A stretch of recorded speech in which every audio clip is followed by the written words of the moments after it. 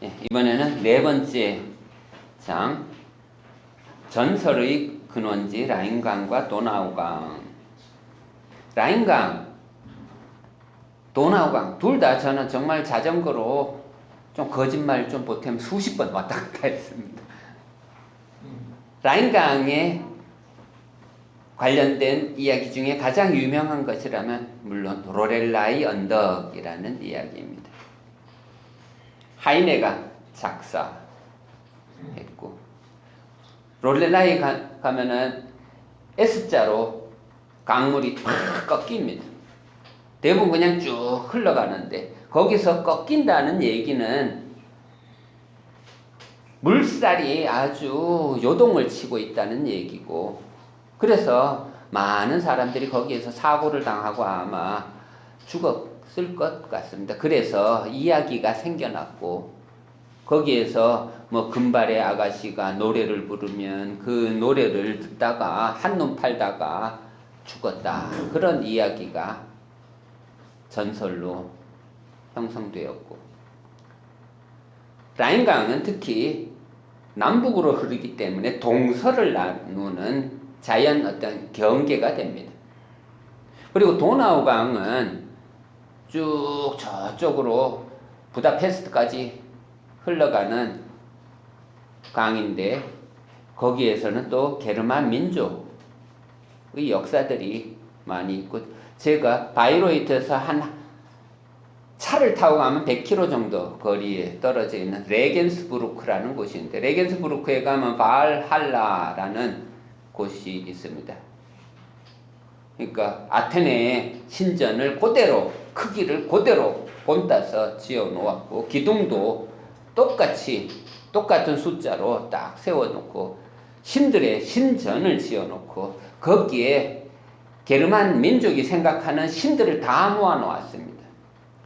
그 신전에 들어갔을 때 저는 어떤 생각을 하게 됐냐면, 거기 칸트도 있고 실러도 있고 베토벤도 있고 하는 걸 보면서, 이들이, 이 민족이 생각하는 이 민족의 영웅들은, 이 민족의 신들은 이런 자들이구나. 코페르니쿠스도 있고 뭐 별별 유명한 사람들 전부 다 쭉 있더라고요. 제가 유학 시절에는 헬무트 코홀이라는 동서를 통일시킨 수상이 있었는데, 그때 오갔던 이야기 하나가 다음 신전에 들어갈 한 분이 헬무트 코홀일 수 있다, 뭐 이런, 아직 살아있어서 그걸 확인할 수는 없어요. 지금 나중에 도나우강과 관련된 또 유명한 사건이라면, 요한 슈트라우스의 아름답고 푸른 도나우강이라는 음악을 한번 유튜브를 찾아서 한번 들어보세요. 그걸 들으면은 이 게르만 민족의 역사가 어떤 것인지 좀 음악적으로 접근할 수도 있을 것입니다. 텍스트 읽어갑니다. 유럽을 남북으로 나눈 자연적인 경계선으로 알프스 산맥이 있다면, 동과 서로 나누는 것으로는 라인강이 있다. 수많은 전설들이 이 강과 연결되어 있다. 그 중에 대표적인 이야기가 바로 니벨룽렌의 노래였던 것이다. 앞서 언급했던 노래는 그 당시의 의미로 옮기면 이야기의 성격이 더 강하다. 어떻게 보면 니벨룽렌의 이야기가 더 적절한 번역이 될 수도 있는 것이다. 번역이 어찌 되었든 간에 이와 관련한 해석이 눈길을 끈다. 당연히 니벨룽렌 이야기도 있었다. 니벨룽렌 전설에는 아주 넓은 오딘의 숲이 등장하는데, 이 숲은 북쪽으로는 보름스, 서쪽으로는 마인츠까지 이어졌다. 자, 오딘의 숲 밑줄 쳐놓고, 오딘은 바그너는 보탄이라고 이름을 합니다. 오딘이 되었던 보탄이 되었던, 예를 들어서 그리스 로마 신화로 하면은 제우스에 해당하는 신 중의 신입니다. 최고의 신입니다. 그런데 이 오딘의 형상을 보면은 애꾸눈, 예를 들어 제우스를 그려라 하는데 애꾸눈으로 그리지는 않습니다. 문화인들은 제우스를 멋지게, 정말 아름답게, 매력 넘치게 그립니다. 그런데 오딘을 그려내는 형상화해내는 것을 보면은 아주 더럽고 씻지도 못하고 거기다가 애꾸눈이고 이게 바로 전쟁 민족이 생각하는 최고의 신의 형상이라는 것입니다. 그리고 이 신은 어디 있다고요? 숲 속에 있다고. 신을 만나려면 신이 있는 곳으로 가야 할 텐데 그곳이 바로 숲입니다. 물론 숲이 이 전설 속에 있다는 뜻은 아니다. 지글린데는 다행스럽게도 매우 똑똑해서 니벨룽겐의 이야기는 완성된 전설이 아니라, 자, 밑줄 쳐놔요. 완성된 전설이 아니라 사람들에게 회자되는 가운데 비어있던 부분이 채워지고 밑줄 새로운 내용들도 들어간다는 것을 알았다. 자, 들어간다도 밑줄. 즉 신화는 완성된 것이라고 생각하지 마세요. 예를 들어서 1276년에 일련이라는 스님이 썼다는 이 삼국유사, 거기에 나오는 이 단군 신화를 완성된 이야기로 간주하지 마세요. 우리가 더 이야기를 만들어 가면 됩니다. 판타지 형식으로 더 이야기를 스토리텔링해서 더 납득이 갈 정도로 이야기를 만들어내면 됩니다.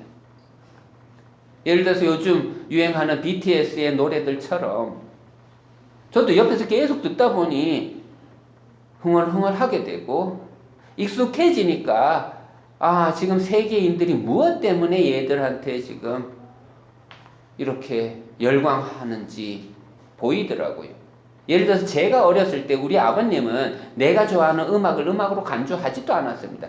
구창모의 노래 내가 틀고 있으면 아빠는 그 뭔 음악이라고, 아버지는 두만강, 울고 넘는 박달재 이런 거, 홍도야 울지 말라 이런 게 음악이라고 간주했습니다. 내가 부르는 노래는 귀에 들어오지 않는다고. 그게 무슨 노래냐고. 지금 요즘 세대가 그렇습니다. 요즘 세대들 엄청 빠릅니다.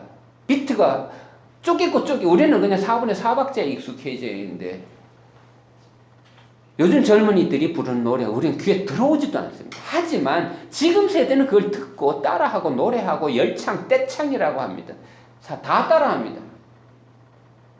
늙고 싶지 않다면, 정말 생각하는 존재로 살고 싶다면 정말 생각하는 훈련에 최선을 다해 주기 바랍니다.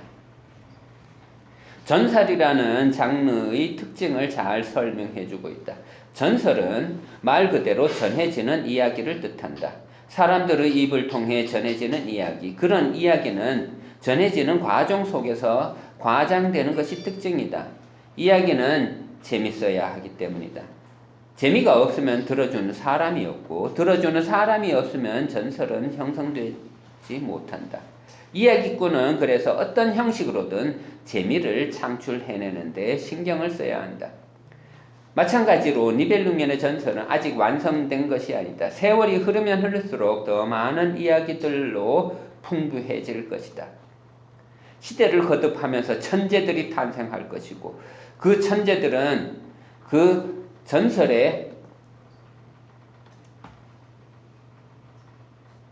또 다른 이야기들을 덧붙이면서 그리스 로마 신화처럼 인류의 정신을 품어내는 거대한 강물로 변모시켜 나갈 것이다. 그리고 게르만 민족의 신화에 등장하는 최고의 신에 대해서 좀 살펴봐야 할 것 같다. 그의 이름은 오딘이라고 하고 특히 바그너는 그를 보탄이라고 했다. 오딘이 있는 곳은 숲이다. 숲속에 신이 살고 있다. 게르만 민족은 숲을 사랑한다. 낭만주의 시대에 그림 형제가 모은 동화들이 들려주는 이야기의 배경도 숲일 때가 많다. 그 숲속에 마녀가 살고 있고 어린 아이들은 그 위기 상황에서 지혜를 발휘해서 숲을 벗어나게 된다는 것이 전형적인 이야기의 형식이다. 숲은 위기의 현장이 되기도 하고 영웅이 탄생할 기회의 현장이 되기도 한다. 킹 아더 2004년 제가 유학 갔다 와서 본 것 제 경험입니다. 그냥 킹 아더라는 영화는 바로 이 숲이라는 소재를 잘 묘사해낸 대표적인 작품이다. 켈트족의 영웅 아더는 숲으로 들어갈 때 용기를 내야 했다. 그런 용기를 냈다는 사실만으로도 이미 그는 영국의 건국 신화의 주인공으로 등극할 수 있는 자격이 주어졌던 것이다. 또 글래디에이터 2000년 글래디에이터라는 영화의 시작 장면에도 숲이 소재로 등장한다. 로마의 장군은 그 숲을 바라보며 전의를 다지는 모습은 명장면으로 꼽힐 만하다. 늘 게르만족과 상대를 해야 할 때 사람들은 용기를 내야 했다. 다시 게르만 민족과 숲의 관계에 집중해보자. 게르만족은 숲을 이용할 줄 아는 지혜를 지닌 민족이다. 숲은 자연을 뜻한다. 오딘의 숲은 자연이 살아 숨쉬는 곳이다. 예를 들어 알프스 이남은 로마 지역이고 그곳은 문화의 개념이 압도적이다. 남쪽은 문화가, 북쪽은 자연이 대세를 이루며 대립을 형성하고 있는 것이다. 라인강은 숲의 이미지를 더하면서 게르만 민족의 정서를 대변하는 상징이 되었다. 홀바인은 니벨룽겐의 반지에서는 도나우 강이 돋보인다. 이 강은 서쪽에서 동쪽으로 흘러 오늘날의 헝가리를 거쳐 흑해로 흘러 들어간다. 이 강은 훈족과의 알력 속에서 수많은 이야기 소재로 등장한다. 특히 436년에 부르군트의 왕 군터가 훈족의 왕 에젤 밑줄 쳐놔요. 에젤 그러니까 전설에 나오는 이름이기도 한데 이 에젤을 어원을 보면은 싹쓸이한다, 다 죽여버린다 그런 뜻입니다. 이름 자체가. 에젤과 전쟁을 했다는 이야기도 바로 이 도나우 강과 연결되고 있다. 라인강이 로마와의 전쟁을 연상케 한다면 도나우 강은 훈족과의 전쟁을 떠올리게 하는 계기가 된다는 얘기다. 도나우 강을 바라보며 게르만 쪽은 무슨 생각을 할까? 이것이 궁금하면 요한 슈트라우스의 아름답고 푸른 도나우라는 곡을 들어보면 어떨까 싶다. 그의 음악은 수많은 나라들이 흥하기도 하고 몰락하기도 하지만 게르만족의 역사는 도나우 강물처럼 유유히 흘러간다는 메시지를 전해준다. 오터났습니다. 5.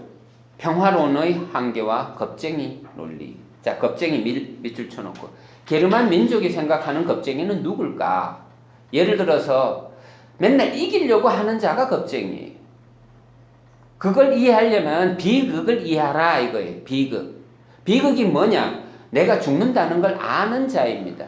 예를 들어 용기가 필요한 자입니다. 용기가 언제 필요한데요? 내가 죽는다는 걸 알아야 용기를 낼 수 있습니다. 겁쟁이는 이러한 자기가 죽는 거 원치 않습니다. 그냥 이기고 싶어 하는 자, 그런 자를 두고 게르만 민족은 겁쟁이라고 부릅니다.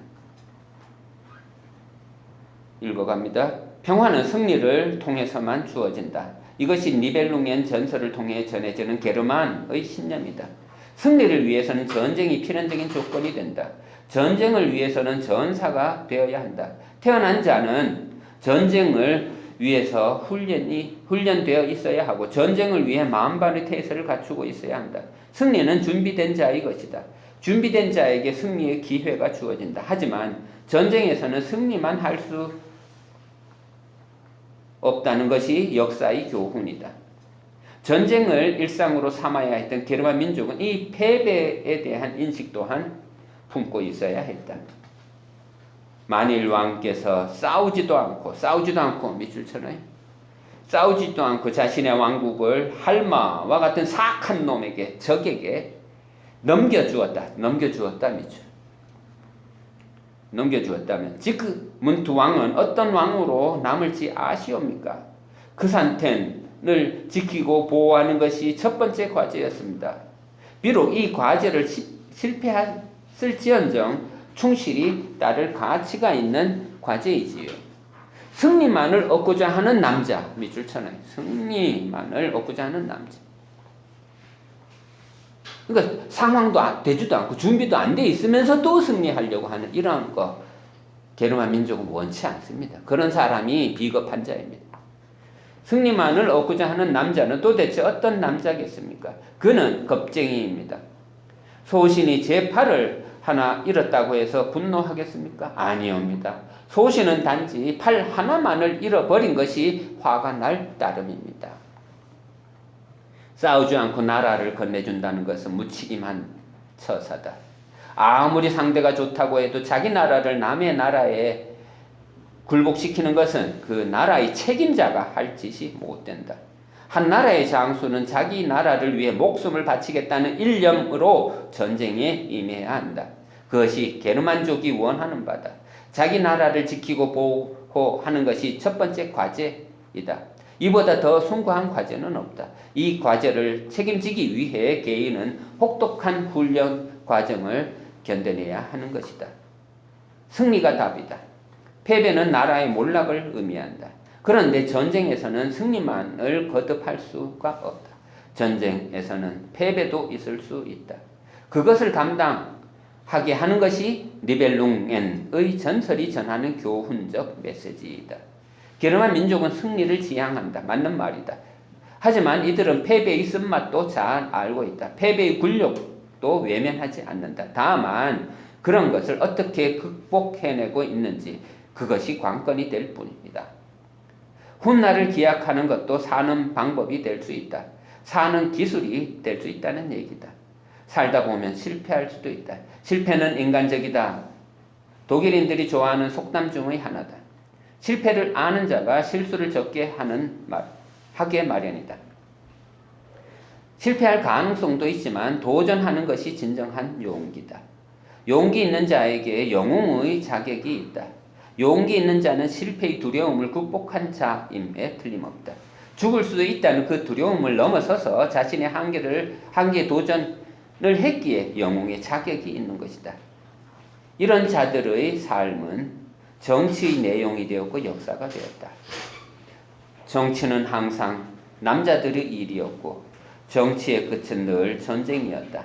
역사는 이 전투에서 다음 전투로 매달린 채 흘러갔고 짧은 평화 시절이 오면 연대기 저자들은 3줄 정도로 기록하는 데 그쳤다. 자서전이 한 개인의 이야기라면 역사는 한 나라의 굴곡진 여정이 담겨있는 기록이다. 역사는 만들어지는 것이다. 자랑스러운 역사는 그만한 용기와 도전이 있었기에 실현되는 것이다. 평화는 짧다.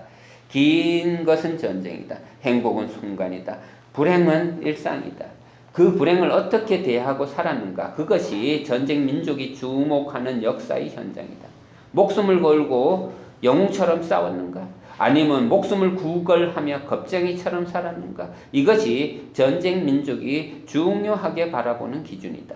니벨룽겐의 노래는 원래 슬픈 노래였다. 비가였다. 비극적인 내용을 들려주는 노래였다. 하지만 홀바인의 니벨룽겐의 반지는 마냥 비극적인 이야기로 흘러가지 않는다. 그는 이야기 속에 나라를 팔아먹는 매국노 같은 인물은 등장시키지 않는다.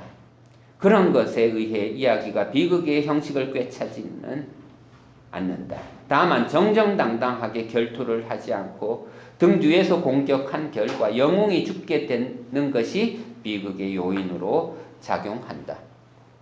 영웅도 사람이다. 그가 사람인 한 한계도 있고 또 약점도 있기 마련이다. 그것을 이용하는 자가 등 뒤에서 공격할 수 있게 되는 것이다. 6. 이거 촬영해 주시는 분이 없어서 배터리가 충분한지 모르겠네요.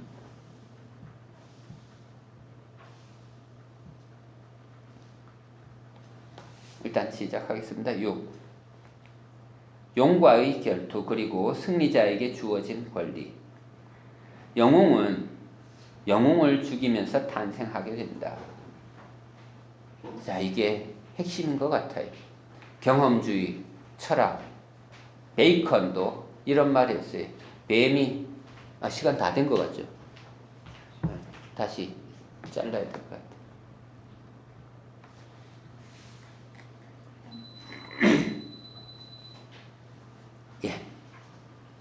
6 다시 시작하겠습니다.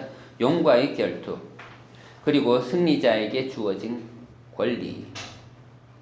영웅은 영웅을 죽이면서 탄생하게 된다. 베이컨의 경험주의 철학을 접하면 이런 명언이 등장합니다. 뱀이 용이 되기 위해서는 뱀을 잡아먹어야 한다. 뱀이 용이 되고 싶으면 뱀을 죽여야 한다고. 영웅이 되고 싶어 영웅을 죽여야지 지렁이를 죽이면 안 됩니다. 장수는 장수답게 행동해야 합니다. 영웅은 영웅을 죽이면서 탄생하게 된다. 영웅이 될 운명은 영웅과 맞서야 한다는 것이 필연이다. 게르만족은 그래서 정면 승부를 선호한다. 정면 승부 밑줄쳐놔요. 정면 승부. 뭔가 장깨 부리고 하는 거 엄청나게 싫어합니다. 예를 들어서 게르만족이 패배하게 되는 원인들 중에 예를 들어서 프랑스족들은 레지스탕스라고 특공대들이 와서 막 댐 폭파하고 공장 폭파 그런 거 엄청나게 싫어합니다. 또 노르망디 상륙작전 6월 6일 있었던 그 사건 인형 떨어뜨리고 계속 하다가 어느 날 일요일에 쳐들어오고 이런 거 정말 비겁한 행동입니다. 게르만 민족 입장에서 보면 정정당당하게 싸우면 나는 목숨 걸고 싸울 자신이 있는데 그렇게 싸우지 않는 거 그런 전쟁에서 졌다고 해갖고 내가 진정한 패자라고 생각할까? 독일인 입장에서 한번 생각해 보세요. 잔머리서하고 내가 얻어 터졌는데 항상 뭔가가 이들 민족에는 뭔가가 팍 보이지 않는 어떤 주먹이 속에서 있는 것 같다는 것을 느꼈습니다. 제가 유학 갔을 때 예를 들어서 TV는 미국 방식을 안 씁니다. 팔 방식이라고 하고 방식이 다릅니다. 이게 전파 방식이 다 다릅니다. 컴퓨터는 우리는 미국식이라고 윈도우 방식을 독일은 방식이 다 다릅니다. 이쪽에서 바이러스 먹고 어떤 지랄이 떨어도 독일 컴퓨터 인터넷은 건전합니다. 방식이 다 다릅니다. 우리는 미국을 동맹국으로 생각하고 이렇게 살아오다 보니 생각 구조가 그렇게 굳어져 있을 뿐이지 제가 유학 가서 문화 충격으로 왔던 것이 그런 것들이었습니다. 우리는 독일군 하면 죽일 놈들이고 나쁜 놈들인데 독일 사람들 사이에 들어가니까 내가 이상한 생각을 하고 있더라고요. 예를 들어서 인디아나 존스를 보고 있었습니다. 저녁에. 독일 친구가 저녁에 왔습니다. 인디아나 존스를 함께 봤습니다. 너 왜 이런 영화 보고 있니? 하고 나한테 질문을 했습니다. 왜? 인디아나 존스에 등장하는 그 독일인들이 전부 다 멍청하고 총을 쏴도 제대로 맞지도 않고 무슨 행동을 해도 다 실수하면서 그냥 지 멋에 쓰러지는 그런 병사들을 독일인들의 시각으로 바라보면은 이 영화 왜 보고 있니? 이걸? 이 영화를. 뭐가 배울 게 있다고? 저는 그 질문을 받았을 때 많은 생각을 해요. 아하, 지금 내가 독일에 와서 독일에서 배워야 할 게 뭔가? 내가 여기서 떠날 때 공부했습니다 하고 떠날 때 갖고 가야 할 게 뭘까? 고민을 많이 했습니다. 그때. 게르만족은 그래서 정면 승부를 선호한다. 대결 의식을 좋아한다. 브라질 축구가 삼바 축구에 등장하는 무용수들의 아름다운 몸짓과 화려한 개인기를 연상케 한다면 독일 축구는 전차 군단을 연상케 한다. 조직적이고 후퇴를 모른다. 오로지 전진만을 거듭한다. 전쟁 속에서는 명령만 있고 현상은 오로지 그 명령의 결과물일 뿐이다. 게르만족이 바라보는 세계관이다. 용과 싸워서 이기려는 자는 용에게 다가가야 한다. 자, 다가가야 밑줄 쳐는. 예를 들어서 제가 고백했죠. 요즘 읽고 있는 게 하이데거의 숲길이라는 책이라고. 그 숲길이라는 책을 읽을 때 느끼는 게 뭐냐면 숲길 안으로 들어가야 하는 거예요. 들어가야 길에 대한 욕심이 생길 거고 그 숲길로 들어가야 내가 나아가야 할 길이 발견될 것입니다. 예를 들어서 니체가 자주 언급했던 그 비유라면은 테세우스, 미궁 이야기입니다. 미궁이 우리 삶이라면 테세우스는 그냥 들어가야 합니다. 이유가 없습니다. 저 왜 낳으셨나요? 이런 질문 필요 없습니다. 그냥 들어가서 미노타우로스를 때려잡아 죽이고 아리아드네의 도움을 받아서 살아나와야 합니다. 그것이 산자의 책임이고 의미입니다. 여기서 바로 그런 어떤 결의가 읽혀집니다. 용과 싸워서 이기려는 자, 즉 용감한 자예요. 즉 영웅이에요. 그런 자는 용에게 다가가야 한다. 모험은 스스로 다가오지 않는다. 모험을 원하는 자가 모험 속으로 뛰어들어야 한다. 모험을 해야 할 대상은 절대로 덤비지 않는다. 모험을 해야 할 자가 덤벼야 한다. 기회도 저절로 주어지지 않는다. 기회를 잡으려면 의지를 발동시켜야 기회가 온다. 신은 스스로 도는 자를 도와줄 뿐이다. 신을 자기 편으로 만드는 비결은 오로지 단 한 가지뿐이다. 그것은 스스로 전사가 되는 길밖에 없다. 전사의 조건은 이런 적극적인 행동력에 의해서만 충족될 수 있을 뿐이다. 운명을 개척하려는 의지가 없다면 전사가 될 수 없다는 얘기다. 그리고 지크프리트가 파프너 밑줄 쳐놔요.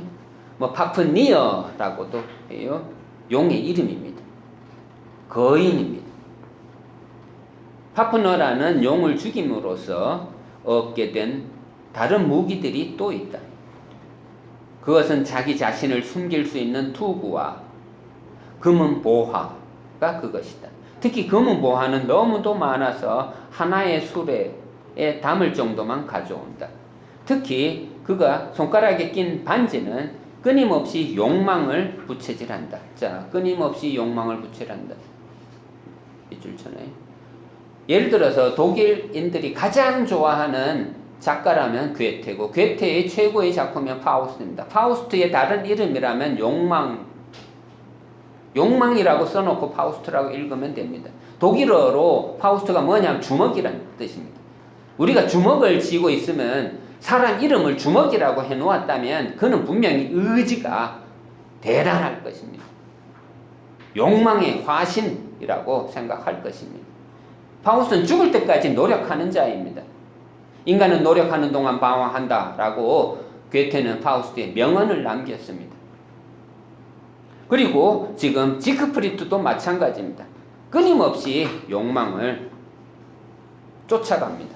투구는 전략과 전술을 상징하는 비유가 될 것이고 금은 보화는 용병을 사용할 수 있는 재력을 상징한다고 볼 수 있다.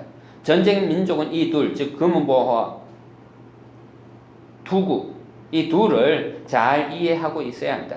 전략과 전술도 없이 싸움에 임한다면 패배와 죽음은 코앞에 가까이 다가와 생명을 위협할 수밖에 없다. 또 재력이 없다면 전쟁을 치를 수 있는 여력도 없다는 뜻이 되기도 한다. 또 승리 후에 얻게 되는 황홀감도 빼낼 수 없는 장면이다. 지크프리트라는 영웅의 이름도 승리한 자가 평화를 누린다는 뜻을 담고 있다고 했다. 리하르트 바그너는 바이로이트에 있는 자신이 사는 집의 정면에 밤프리트라는 글귀를 적어놓기도 했다. 밤은 광기를 뜻한다. 말하자면 광기의 평화라고나 할까. 평화는 미친 자의 것이다. 이런 뜻이다. 미칠 줄 아는 자가 평화를 맛볼 수 있다는 그런 말이기도 하다. 바그너의 음악은 그러니까 광기의 속성을 제대로 이해해야 경험할 수 있는 세계가 된다. 승리가, 광기, 승리 후의 그 느낌을 뭐라고 부르든 사실 상관없다. 이름이 중요한 것이 아니라 그 개념을 통해 전달되는 내용이 더 중요할 뿐이다. 상처에서는 피가 흐르고 사지가 저리고 아팠지만 아까 파프너라고도 말한다고 했습니다. 파프니어를 눌러 이김으로써 얻게 된 황홀감으로 모두 다 잊어버릴 수 있었다. 저의 경험이라면 이기고 나면 다 웃을 수 있더라고요. 이기고 나면 다 추억이 되더라고요. 이기고 나면 친구도, 나를 괴롭혔던 친구한테도 어깨동무를 할 수 있겠더라고요. 이기고 나면 고통은 다 잊혀진다. 반대로 싸움에 지고 나면 고통은 배가 된다. 그 패배 이스라엘인 맛을 알고 있기에 사람은 기어코 이기고자 하는 것이다. 그런 맛을 보려고 의도적으로 힘든 산을 오르기도 한다. 산 꼭대기에 오르면 모든 것을 발 아래 두는 쾌감을 맛볼 수 있다. 모든 것을 발 아래 두고 보는 그 감정이 승리감을 불러일으킨다. 그때 우리는 모두 야호를 외치고자 하는 감정에 휩싸이고 마는 것이다. 그곳까지 올라갈 때 겪었던 피곤함은 그 순간에 잊혀지고 마는 것이다. 내가 가는 길이 곧 내 길이다. 이거 아주 중요한 것 같습니다. 요즘 길에 대한 고민 많이 하고 있습니다. 제가 좋아하는 절 누차 고백하지만 낙산사입니다. 낙산사에 가면 입구에 길에서 길을 묻다라는 명언이 적혀 있습니다. 의상대사, 제가 좋아하는 스님입니다. 그는 노력형입니다. 그는 깨닫지 못해서 당나라로 가서 공부를 하다 왔습니다.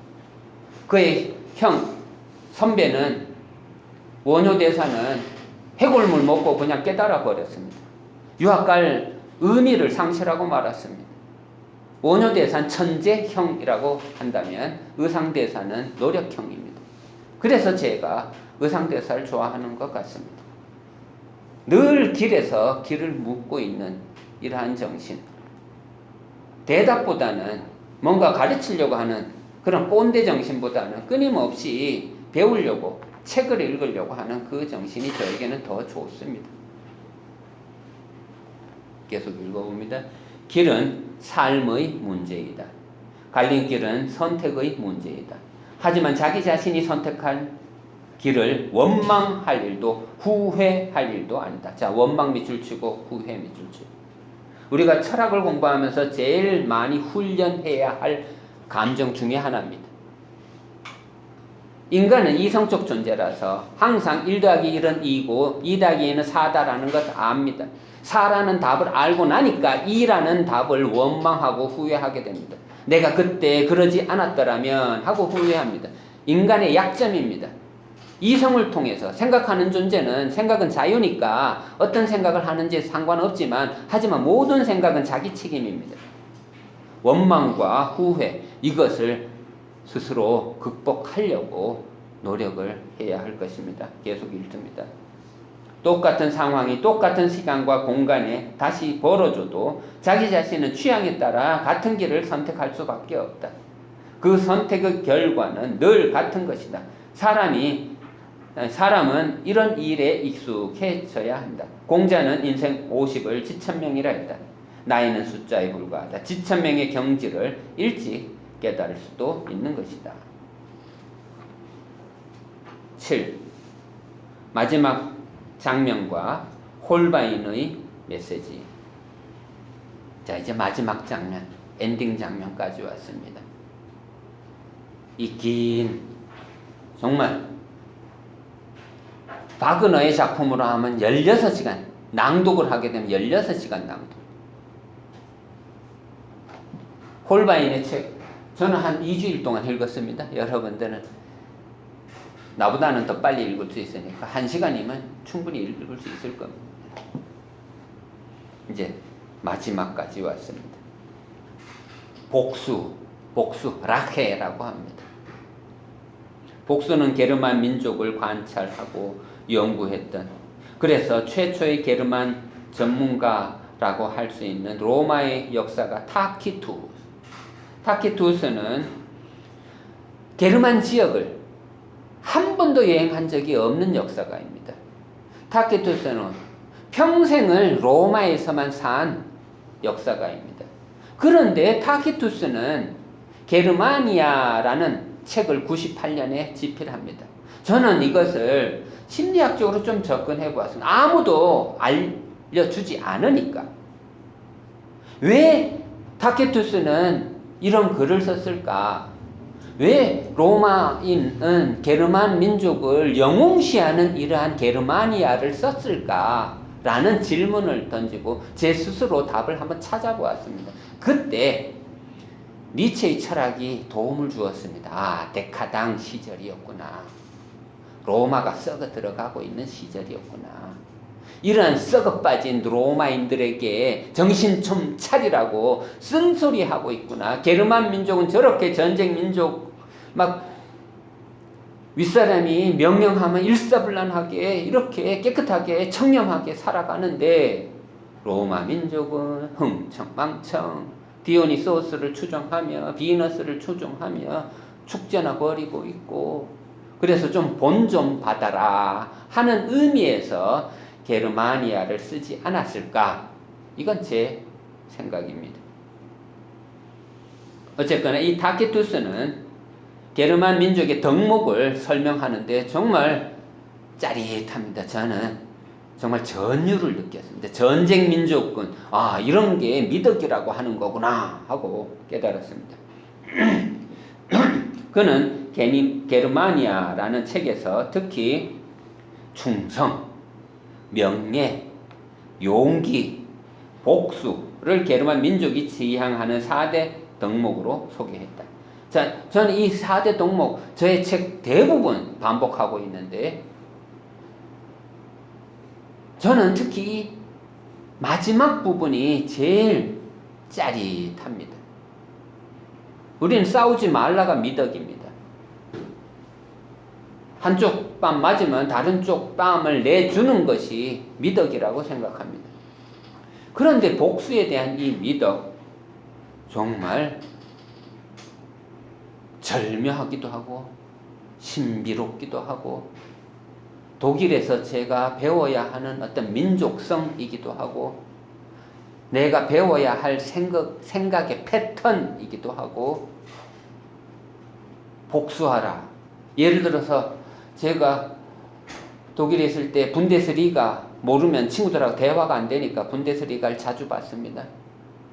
그때 이기는 경기를 관찰하기보다 지는 경기를 관찰하는 게 더 재미났습니다. 왜냐하면은 지고 있는데도 불구하고 최선을 다하지 않으면 팀들은 그 팀을 향해서 엄청나게 욕을 해댑니다.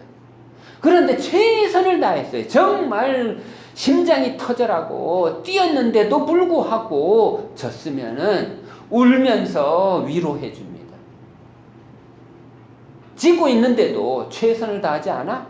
예의를 차려 깨끗하게 그건 최선이라고 말하지 않습니다. 목숨을 걸어야지. 전쟁을 일상으로 삼고 살아야 하는 민족이 선택할 수 있었던 최고의 미덕들이다. 앞 세 개는 그런 대로 이해가 되지만 복수를 미덕으로 이해하기. 자, 그거 밑줄 쳐놔요. 복수를 미덕으로 이해하기. 이게 최고의 숙제입니다. 이 니벨룽겐의 반지에서 여러분들이 읽어내야 할 최고의 미덕입니다. 전쟁 민족의 이야기입니다. 복수를 미덕으로 이해하기란 쉽지 않은 일이다. 전쟁을 나쁜 것이라고 생각하는 사고방식 속에서 복수는 또 다른 나쁜 어떤 것을 의미하고 있을 뿐이기 때문이다. 하지만 전쟁 민족이라는 입장에서 세상을 바라보면 전혀 다른 세상이 펼쳐지게 된다. 우리 민족처럼 정착 민족에게는, 자, 정착 민족 쳐놓고, 자, 우리 건국신화도 좀 반성 좀 해봅시다. 건국신화가 뭡니까? 환인이 홍익인간의 정신으로 환웅을 내려보냅니다. 환웅이 내려와서 두 여자를, 두 민족을 사이에 두고 시합을 벌이게 합니다. 동굴 안에서 100일 동안 쑥과 마늘만 먹으라고. 이 경기 규칙은 곰에게는 절대적으로 유리합니다. 호랑이는 절대적으로 불리합니다. 이 기울어진 운동장. 룰이 누구에게는 편파적이에요. 우리는 곰의 후예들입니다. 어떻게 보면. 역사가 알려주는 것입니다. 그런데 다른 의미로는 우리 민족에 대한 별명이 한의 민족입니다. 왜 우리 민족이 한의 민족일까요? 왜 우리 민족이 억울할까요? 저 개인적으로는 우리 민족은 호랑이의 민족이라고 말하고 싶습니다. 왜? 기울어진 운동장에서 싸울 수 없는 싸움을 하다가 졌기 때문에, 정말 비극적인 패배를 맛보았기 때문에, 그래서 억울한 게 많아서. 그래서 저는 한두 달 전에 컬럼도 썼습니다. 호랑이의 때는 아직 오지 않았다고. 호랑이의 때는 아직도 오지 않았다고. 우리 민족에게는 언젠가는 때가 올 것이라고. 문학적으로 혹은 철학적으로 비상하는 시기가 분명히 올 것이라고. 우리 민족만큼 이렇게 영리한 민족 저는 보지 못했습니다. 전 독일 가서 독일 학생들하고 경쟁해서 내가 이겼고, 프리드리히 나우만 슈팅통으로부터 외무부 장학금도 받아냈고, 저는 할 수 있다고 생각합니다. 우리 민족 세계 1등 차지할 수 있습니다. 우리 단군 신화, 우리들의 천재들이 분명히 니벨룽엔의 반지보다 더 위대한 스토리텔링 창출해낼 수 있으리라고 저는 확신합니다. 언젠가는 해낼 것입니다. 다시 우리 민족처럼 정착 민족에게는 상상도 못할 세계이다. 니벨룽엔의 반지가 들려주는 이야기는 온 가족이 다 죽는 이야기다. 하지만 홀바인은 게르노와 엘자, 이들 두 사람과 지크프리트와 크림힐트의 아들을 남겨놓는다. 즉 게르노와 엘자 아들. 이들 세 명은 새로운 삶의 터전으로 말을 타고 간다. 자, 간다 밑줄쳐놔요. 간다가 뭡니까? 이동, 민족. 이동하는 것입니다. 떠나가는 것입니다. 그림 동화 중에, 낭만주의 시대 때 모아진 그 동화 중에 브레멘의 악사들이라는 동화가 하나 있습니다. 아이들을 위한 동화입니다. 거기에 당나귀가 개를 만나고, 개가 고양이를 만나고, 고양이가 닭을 만나고, 그래서 이들이 서로 위에, 등 위에 올라서 갖고 괴성을 질러서 도둑들을 물리치고 거기에 있던 밥상을 차지해서 만난 밥을 먹었더라 라는 이야기입니다. 정말 전형적인 전쟁 민족의 이야기입니다. 숲속에서 힘을 합쳐서 조직력을 발휘해서 먼저 있던 놈들도 도둑놈들이고, 그들이 갖고 있던 금은보화를 내가 차지한다고 해서 내가 양심의 가책을 느껴야 할까? 아니야. 그놈들도 도둑놈들인데. 정말 대단한 동화입니다. 이동민족이 가져야 할 어떤 세계관, 생각의 형식, 생각의 패턴이라고 보면 돼요. 꿈과 희망을 안고 떠난다. 자, 떠난다도 밑줄. 이동이라는 거 전제가 뭡니까? 떠난다는 게 전제입니다. 우리 떠납니까? 떠날 힘이라도 있습니까? 우리는 대부분 떠나지 못하고 맨날 거기에 예를 들어서 기독교인들은 하나님 얘기만 나오면 생각이 정지를 해버립니다. 어떤 형식에 갇혀버립니다. 감옥 생활을 합니다. 생각은 자유인데 자유롭게 생각을 하지를 못합니다. 정말 답답해 미치겠습니다. 대화가 안 됩니다. 좀 나오세요. 나와야 대화가 되지. 생각은 자유인데 왜 자유인답게 생각을 하지 못합니까? 떠난다. 이제 운명은 자신의 소나기에 들어왔다. 자, 운명 밑줄 치고 자신의 소나기에 들어왔다. 이게 바로 니체의 언어로 하면 스스로 신이 되라 이겁니다.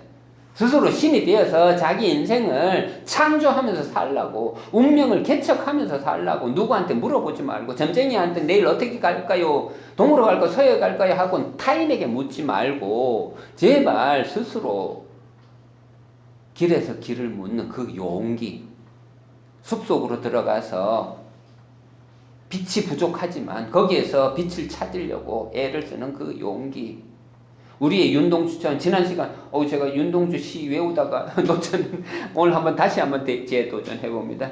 죽는 날까지 하늘을 우러러 한 점 부끄러움이 없기를 잎새에 이는 바람에도 나는 괴로워했다. 별을 노래하는 마음으로 모든 죽어가는 것을 사랑해야지. 그리고 나한테 주어진 길을 걸어가야겠다. 오늘 밤에도 별이 바람에 스치운다. 이 5개의 문장. 이 전해주는 말이 뭔데요? 암울한 시절에 별 바라보기 좀 하라고.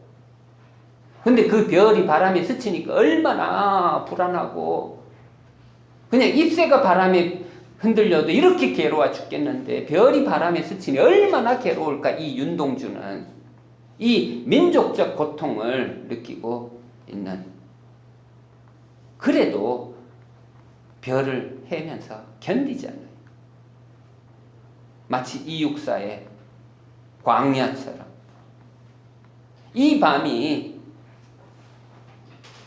수천 년 종말까지 가는 그런 긴 밤이 될 것 같아요.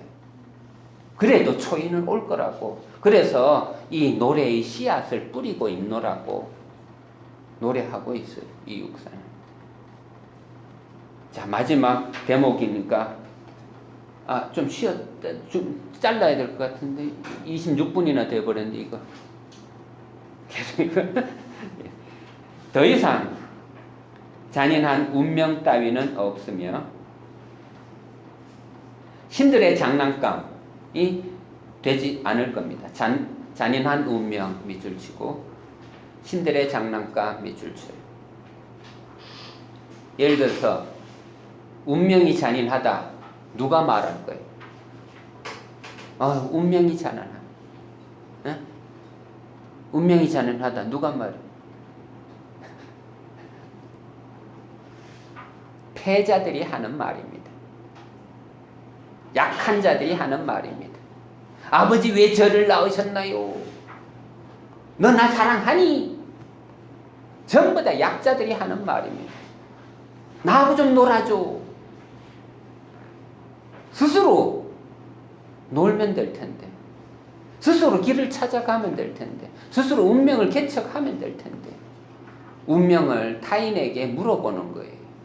그러면서 내 마음대로 안 된다고, 운명이 잔인하다고, 나한테 돈이 없다고, 나한테 부모가 없다고, 이렇게 불평불만, 잔인한 운명이라는 말을 하는 자는 전부 다 약한 정신들입니다. 또 신들의 장난감, 누가 신들에게 휘둘릴까요? 그 또한 약한 자들입니다. 제가 박사학위 논문 쓸 때 대상이 나르시스였습니다. 나르시스가 누구냐? 운명대로 사는 자입니다. 운명대로. 나르시스가 누구냐? 예를 들어 태어났더니 얘는 자기 자신만 사랑할 거고 얘는 자기를 알게 될 때는 죽을 거야 하고 눈먼 테레지아스가 예언을 합니다. 그리고 그것대로 살아가요.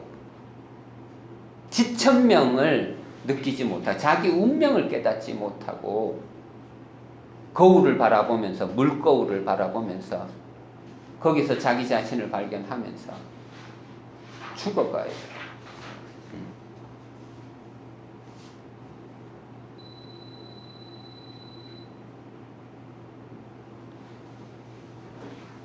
나르시스. 예를 들어서 나르시스가 이름이잖아요.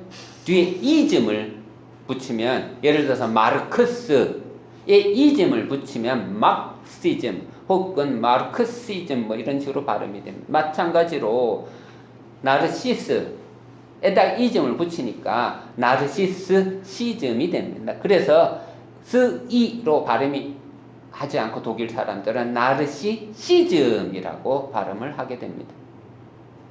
잊지 마세요. 나르시시즘이 정확한 단어입니다. 많은 사람들이 말을 줄여서 그냥 나르시즘이라고 말하는데 그거는 틀린 개념이 되는 것입니다. 어쨌든 제가 하고자 했던 것은, 제가 박사학위 논문 쓸 때 이 나르시시즘을 갖고 고민을 했고, 운명이라는 것을 가지고 고민을 했고, 운명이 없을 수는 없습니다. 우리 이성적 존재는 1+1은 2라는 것, 즉 원리라는 것을 알고 있습니다. 원리. 우리 인간에게는 성격이란 게 있습니다. 쇼펜하우어가 의지와 표상으로 세계 1819년에 쓸 때 그때 그도 성격은 어쩔 수 없다는 어떤 한계에 직면하게 되었습니다. 인간에게는 성격이 있습니다. 성격대로 사는 것입니다. 그런데 이것을 어떻게 해야 할까? 운명이 있는데 운명대로 살까? 공자처럼 지천명하고 그걸 만족하고 살아야 할까? 니체의 철학으로 들어오면은 아니에요. 운명을 개척해야지. 자신의 한계를 넘어서야지. 이러한 니체의 철학이 니체의 것만일까요? 아니에요. 이렇게 니벨룽겐의 반지, 그들의 민족의 어떤 정신을 담아놓은 초기의 이야기까지 들여다보니 이러한 극복의 의지는 민족적 정서로 남아있더라. 이것이 저의 발견이었고 저의 인식이었습니다. 전쟁을 하려면 용을 찾아 나서야 합니다. 만만한 지렁이나 밟고 죽이고 그런 짓 하지 마세요. 약자를 데리고 힘자랑하지 마세요. 정말 멋진 행동, 그것은 정말 내가 될까 안 될까, 용기가 필요한데, 이런 용기가 필요한 상대를 만나고 그러한 용기가 필요한 상대를 대적해서 피하거나 꼬리를 감추는 게 아니라 당당하게 용기를 내서 싸우는. 저는 용기 있는 자 하면 지금 또 생각나는 게 이순신 장군입니다. 1597년 정유재란 때 12척의 배를 가지고 싸우고자 하니 얼마나 겁이 났을까요? 얼마나 겁이 났을까? 한산도가를 읽어보면 얼마나 겁이 났을까 느껴집니다. 한산전 달 밝은 밤에 수루에 홀로 앉아, 또 뭐죠? 도와줘요. 한산섬 달 밝은 밤에 수루에 홀로 앉아 큰 칼 옆에 차고 깊은 시름하던 차에 어디선가 일성호가는 나의 애를 끝나니 라고 시가 끝납니다. 애가 창자예요. 창자 끊어지는 고통 느껴봤습니까? 저는 연극학 공부할 때 남들은 한 학기에 다 통과하는 인문 과목 4학기 동안 반복 낙제한 적이 있습니다. 4학기 동안. 정말 잠도 안 오고 이거 유학해야 되나 포기해야 되나 뭐 이런 생각까지 했습니다. 정말 힘들. 그때 막 머리에 막 원형 탈모가 나왔고 이거 네 손가락이 다 들어갈 정도의 직경이. 그래서 친구들이 지나가다가 막 근데 여기 텅 빈 것을 이렇게 치고 가기도 하고 막 얼마나 스트레스를 받았는지. 그런데 지금 12척의 백으로 133척을 맞서야 하는 정말 목숨을 건 상황입니다. 이순신도 도망갈 수 있어요. 살려고 할 수 있어요.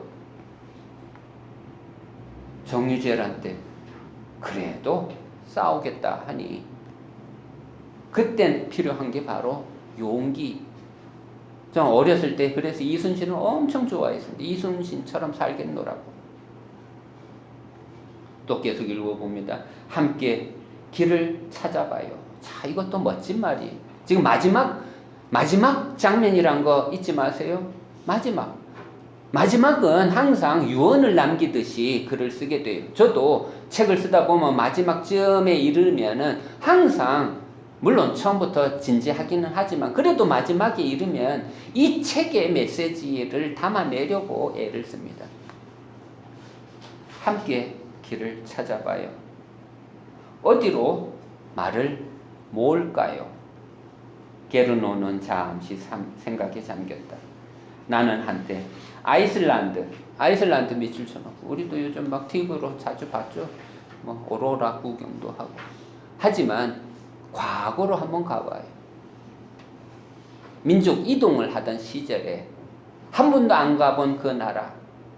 땅에서는 막 김이 펄펄 올라오고 막 불이 붙은 듯하고 그런 곳으로 그런 곳에 브룬힐데라는, 아까 얘기했죠. 브룬힐데라는 그 여전사가 살고 있고, 그 여전사가 전쟁터에서 죽은 영혼들을 발할 혹은 발할라라는 곳으로 데려가는 여신이, 그 여신은 바로 이런 불이 펄펄 끓는 그 지역에서 여왕으로 살고 있던 거예요. 그런 아이슬란드. 나는 한때 아이슬란드는 마음에 들지 않는다는 말을 했어. 하지만 너라면 그곳에서 행복해질 수 있을 것 같았지. 여기에서 아주 먼 곳이야. 그것을 다스리고 나타났습니다.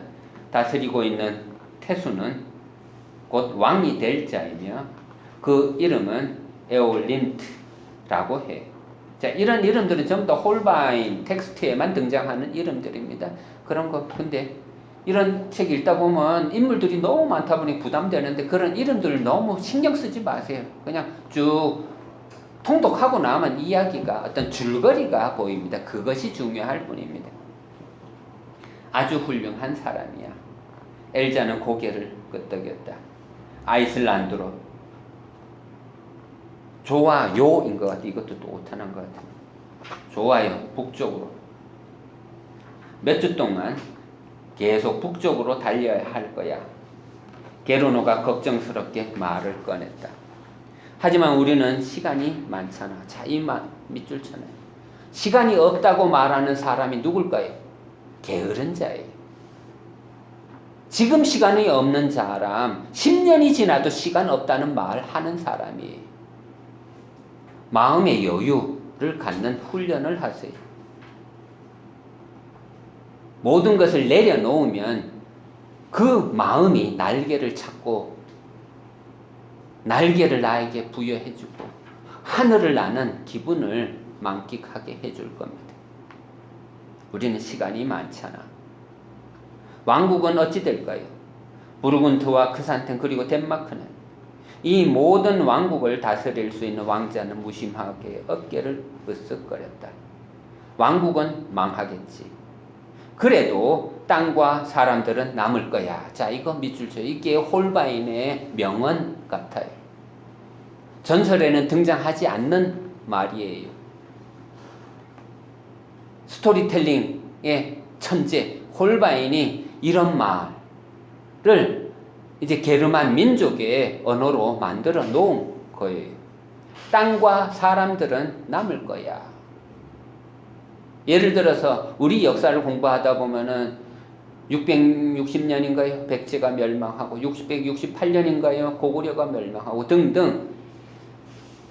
또 998년인가요? 통일신라가 멸망하고 그런 과정들. 또 고려가 멸망하고 또 조선이 멸망하고 이런 거 역사를 공부할 때마다 느끼는 게 뭐냐 하면 우리 이 땅과 우리 백성은 남는다는 거예요. 왕조는 달라져도 그런 거에 너무 신경 쓰지 말라는 거예요. 게르만 민족의 유구한 역사는 이 땅과 이 민족 그것이 중요하다. 이건 남을 거야. 그 땅은 새로운 왕을 찾을 것이고 항상 그래왔듯이 그땐 또 전쟁이 일어나겠군요. 그런 뒤에 또 평화가 오고 아직은 그런 쳇바퀴 같은 역사의 순환 밑줄 쳐나요? 쳇바퀴 같은 역사의 순환 돌고 돌아요.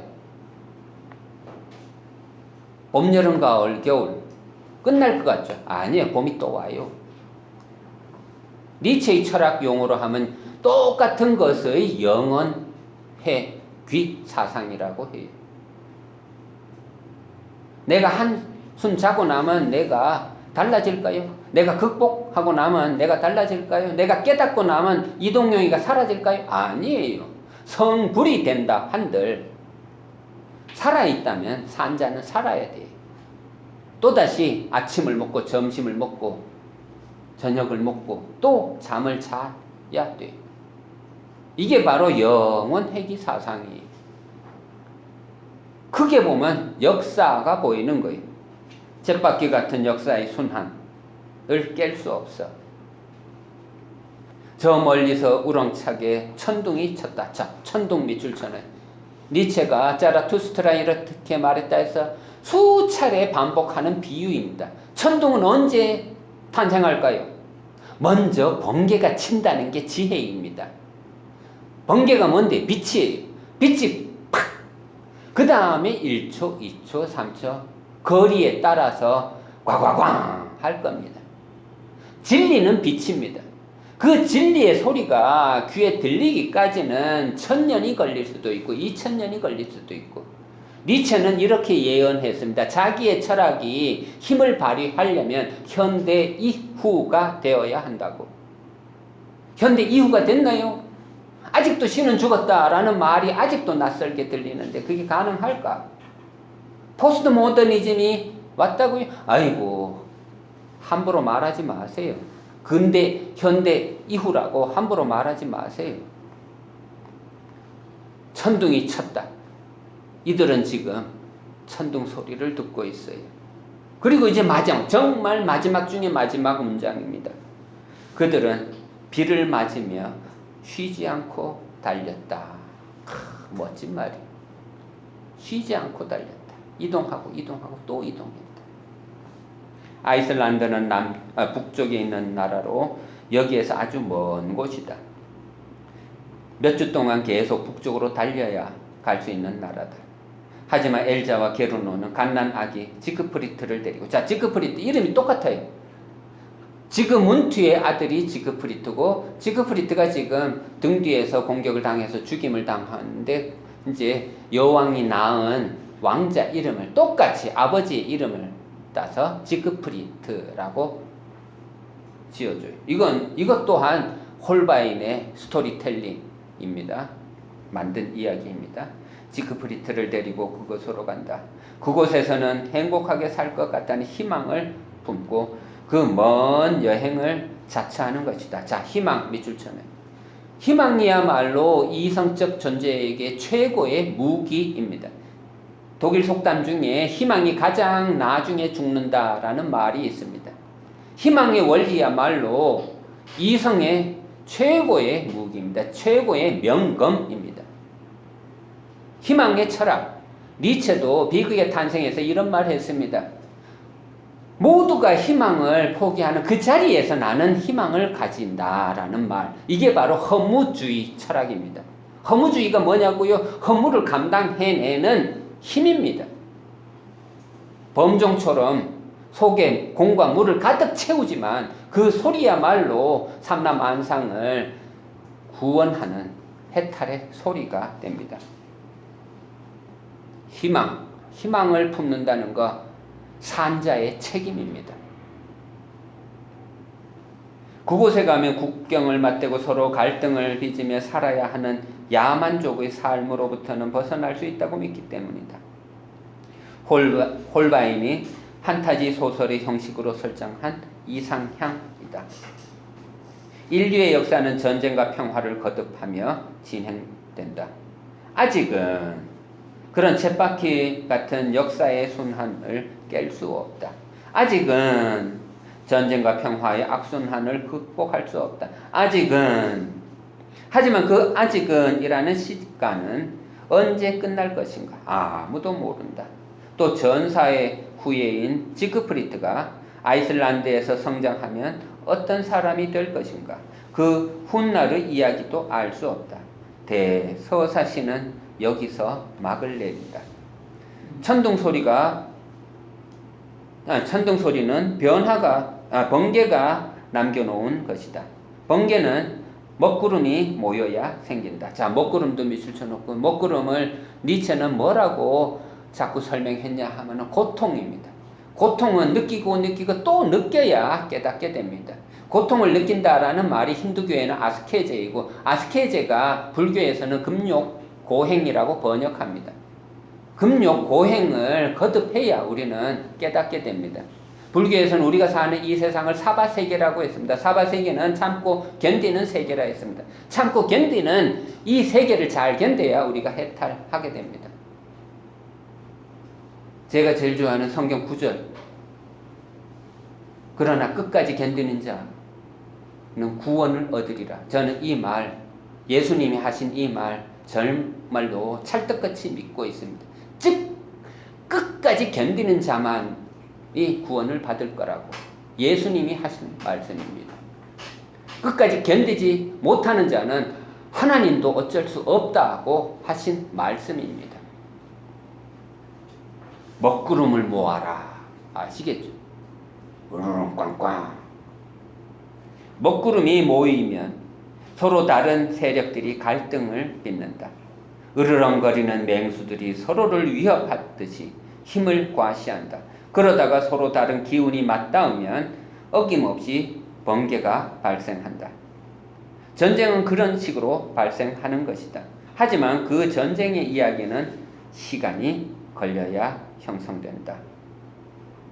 번개가 남겨놓은 천둥 소리를 듣기까지는 시간이 걸리는 것과 같은 원리인 셈이다. 역사는 과거의 이야기다. 그 이야기 시작 지점에 신화가 있다. 신화는 지금의 현상을 이해하는 데 빼놓을 수 없는 자료가 된다. 신화를 가지지 않은 민족은 없다. 모든 민족은 나름대로의 이야기를 품고 있다. 게르만 민족은 이동을 하면서 형성된 민족이다. 이동을 하면서 전쟁은 피할 수 없는 민족의 운명이 되었고 그 민족의 일상은 전쟁으로 장식될 수밖에 없었다. 전쟁 이야기를 하면서 게르만 민족은 자신의 조상을 알게 됨과 동시에 자신의 미래를 예견할 수 있게 된다. 전쟁은 피할 수 없다. 사람들이 사는 곳에는 다양한 의견이 서로 공존할 수밖에 없어서 그런 것이다. 다양한 의견은 세력을 과시하려고 할 것이고 때로는 싸움으로 발전할 수도 있다. 그때 누구는 승리를 거두며 권리를 쟁취할 수도 있겠지만 또 누구는 패배하여 책임과 의무를 짊어지게 되기도 한다. 패배의 굴욕은 비참하다. 용을 죽인 지크프리트는 한 나라의 왕이 될 자격을 갖췄지만 동맹국의 불안감 때문에 희생되고 만다. 순수한 의도, 자 밑줄천의 순수한 의도, 그걸 너무 믿지 말아라. 마음이 착하다고 승리가 주어지는 건 아니다라는 거. 저 개인적인 경험으로는 제가 대학생 때 계속 1등을 했는데 대학원 가서 또 조교가 되는 기회가 주어지고 나서는 모든 선배들과 후배들, 친구들로부터 욕을 먹었습니다. 장학금을 지가 독차지한다고. 그래서 그걸 듣다가 정말 내 개인적으로 순수한 의도로 한 건데 한 달 월급을, 조교 월급을 통째로 투자해서 그때 당시에 70만 원 정도였는데 조교 월급이 다 100% 투자해서 백과사전을 사서 우리 과에 다 기증을 했습니다. 정말 순수한 의도로 한 건데 선배들이 나를 부르더니 하신 말씀이 그 돈 네 거냐? 욕 뒤지게 먹었습니다. 정말. 그 돈이 네 거냐고. 그때 깨달았으면 순수한 의도, 그거 믿으면 안 됩니다. 내가 착하다고요? 착하다고 인생 성공할까요? 착한 사람이 더 억울한 게 더 많을 겁니다. 순수한 의도가 결과까지 보장해 줄 수는 없다는 진리를 가르쳐 준다. 74쪽에 있는 거니까 좀 더 앞에 있는 건데 제가 이 뒤쪽으로 끌어온 것은 제 나름의 결론을 형성하기 위해서입니다. 어떤 칼도 뒤쪽에서 날아오는 화살을 막지는 못해. 그리고 싸우지 못하는 전사라 하더라도 5명이 모이면 1명의 잘 싸우는 전사를 죽일 수 있지. 레기는 지크프리트에게 가르침을 주었다. 순수한 마음을 가졌다고 해서 무조건 보호받는 게 아니거든. 자, 이제 출발하자. 죽이려고 작정을 하면 어떤 식으로든 죽일 수 있는 것이 영웅이다. 나라는 영웅을 요구하지만 영웅은 늘 적과 싸워야 한다는 것이 비극적 운명이다. 그 근처에다 적어 놓으세요. 영웅이 있는 곳에 비극이 있다. 누가 한 말? 제가 한 말입니다. 그 옆에 가로해 놓고 제 이름 적어 놓으세요. 영웅이 있는 곳에 비극이 있다. 비극 작품을 하나 쓰고 싶으면 영웅을 만들어내야 할 거고, 영웅을 인물화해내고 싶으면 그 주변을, 그 사태를, 하이데거 용어로 하면 사태를 만들어내야 합니다. 그 사태를 비극적으로 만들어내야 합니다. 그리고 철두철미하게 빠져나갈 수 있는 해결의 실마리를 철두철미하게 차단하세요. 그 차단하는 방법은 셰익스피어한테 저는 배웠습니다. 셰익스피어 한번 읽어보세요. 한순간 한순간 한 페이지 한 페이지 넘겨갈 때마다 모든 탈출구가 다 차단되고 있는 정말 셰익스피어 비극의 천재입니다.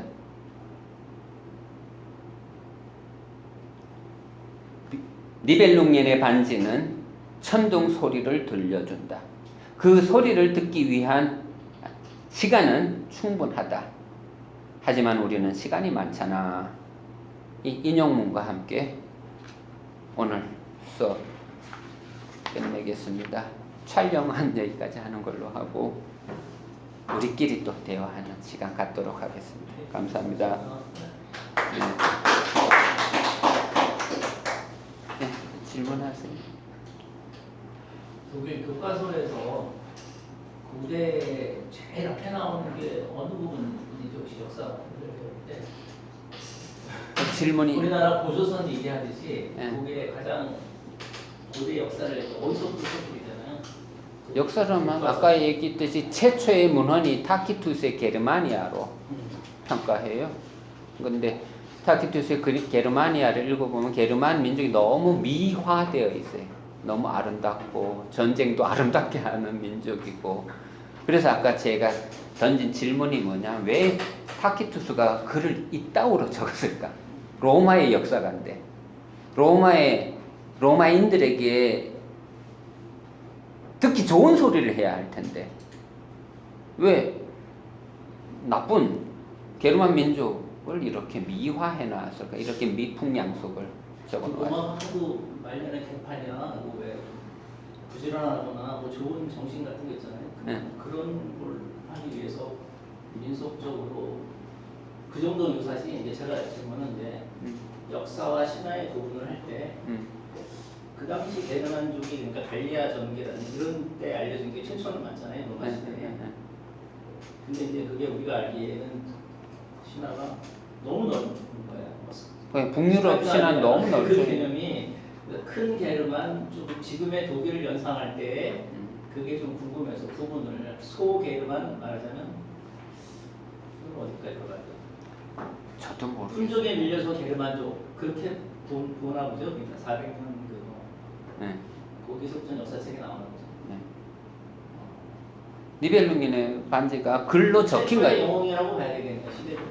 아, 그것도 모르겠고 하여튼 그 지필된 거, 그러니까 글로 남겨진 니벨룽겐의 반지가 최초의 글로 적히는 게 1220년에서 1250년 정도 사이로 간주해요. 근데 이게 우리나라 역사로 비교해도 이련이 이거 글로 적는 삼국유사를 적는 게 1276년이에요. 그러니까 거의 같은 시기예요. 한 20년 차이밖에 안 나요. 우리의 이 단군 신화나 그러니까 우리 고주몽 같이 이제 따져보면 고구려 시대로 보는 한 400년대 정도 훈적하고 싸울 때 그 타이밍 정도로 보면 돼요. 그렇죠. 예, 436년에 그 부르군트 왕국이 멸망했다는 역사가 있으니까 이 나중에 쓰여진 이 텍스트를 갖고 비교를 해보는 거죠. 아, 이때 이야기인가 보다. 왜냐하면 그때 또 마지막 왕 이름이 군더하르라고 해서 군터하고 발음 비슷하단 말이에요. 아, 그때 그 사람이었나 보다. 근데 역사적으로 그 아틸라 왕이 암살됐잖아요. 그 로마 장군한테 패하고 어쩌고저쩌고 하면서 그게 이제 역사인데 스토리텔링에서 왜 독일에서는 크릴트의 두 번째 결혼대로 돼서 복수하는 것 쪽으로 됐을까? 그건 좀 되게 좀 특이한 거. 그렇죠. 역사적으로는 이태리 로마하고 싸우다가 죽었잖아요. 그거는 혹시 아시죠? 거기까지는 모르겠어요. 예. 여기 복수라고 돼 있는데 예. 이 복수가 네. 우리 그 중국 무역지에서 보는 그 아버지에 대한 그 원수를 갚는 이런 복수가 아니라 그런 건 아니에요. 나라와 나라 사이에 예, 예. 그런 민족적인 국가의- 복수예요. 아, 조직적인 복수고 네. 그리고 그 아까 개인적인 그런 거하고는 상관없어요. 네. 그 바랄하고 바랄라라는 지명이 예, 독일에 지금 실제 있어요? 예, 예, 있어요. 그럼 그 지명은 예전부터 있었던 게 아니라 그냥 후대 레겐스부르크라는 거고 여기에서 이제 버스 타고 가면 한 10분, 20분 가야 돼 외곽으로. 거기 가면 발, 할 혹은 발할라. 레겐스부르크 그 지역 사람들은 발할라라고 하더라고요. 이게 그러니까 영웅이 가는 이상향, 뭐 천국이라고 생각하면 돼요. 그러니까 그게 후대에 만들어진 도시인 거죠? 원래부터 있던 도시라기보다 아니요, 1800년대 만들어 이건. 1800년대면 예. 한참 후대에 어떤 한참 후죠. 그러니까 19세기에 만들어진 거. 인위적으로 만든 도시. 인위적으로. 근데 이제 이게 형식이 아테네에 있는 그 파르테논 형식하고 똑같아요. 크기 다 똑같아요. 그러니까 신전으로 만든 거, 신전. 그 신전을 거기다 세우고 막 그래서 막 해놓는 거예요? 그렇죠.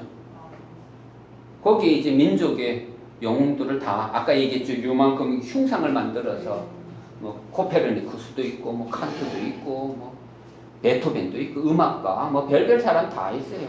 엄청나게 막 모이고.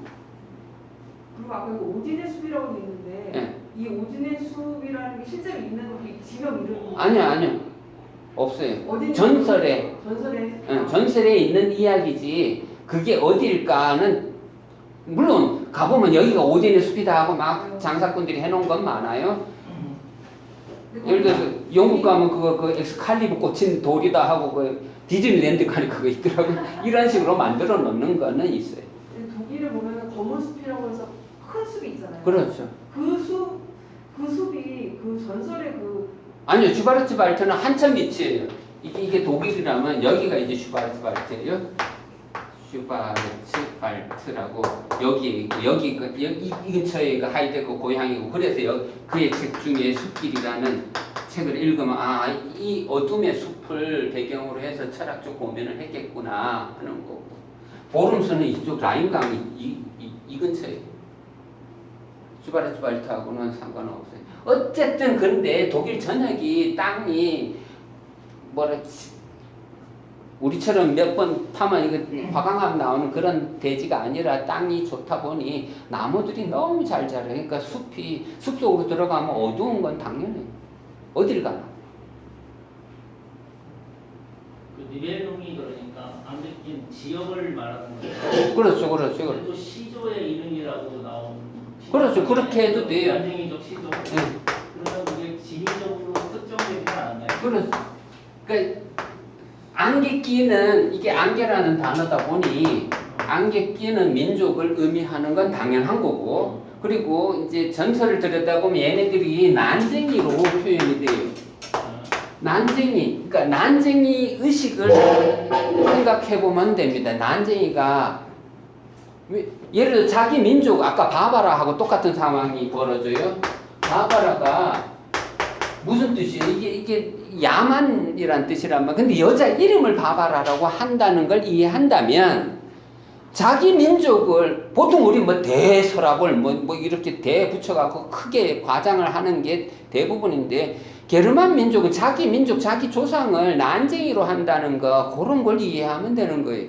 난쟁이가 영웅으로 등장하기 위해서는 뭘 해야 돼요? 거인을 만나야지. 거인을 때려잡아야지. 그 거인이 파프너라는 용이고 그 용을 때려잡고 용의 피로 목욕을 했더니 철갑을 두르게 되고 막 명검 또 투구 받고 막 그런 거. 그게 난쟁이 의식이. 난쟁이는 겁쟁이하고 좀 다른 거예요. 그 독일 민족이 그 북유럽 뭐 스웨덴이나 그 스칸디나비아 반도의 사람에 비해서는 약간 키가 작잖아요. 그럴 수도 있죠. 제가 아는 친구들은 막 2m 넘는 애들도 많아요. 근데 일반적으로는 그래. 뭐 노르웨이가 뭐 세계 최고 장신들이고 뭐 그런 말은 있어요.